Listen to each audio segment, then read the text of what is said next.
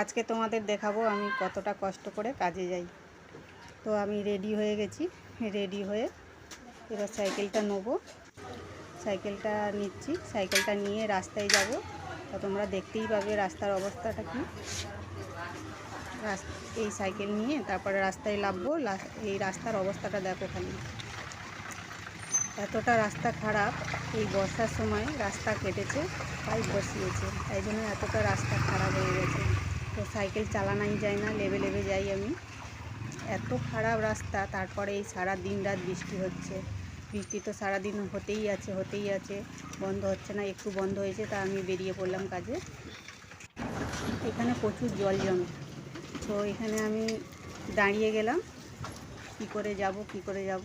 তো পাজামাটা তুলে নিয়েছি, নিয়ে তারপরে এখানে চলে এসেছি। এখানেও রাস্তার খারাপ এত, এখানেও লেবে গেছি আমি। তারপরে এই রোডে চলে এসেছি। এখানে একটা বাজার আছে, খুব সুন্দর বাজার। তারপরে আমি কাজের বাড়িতে চলে এলাম।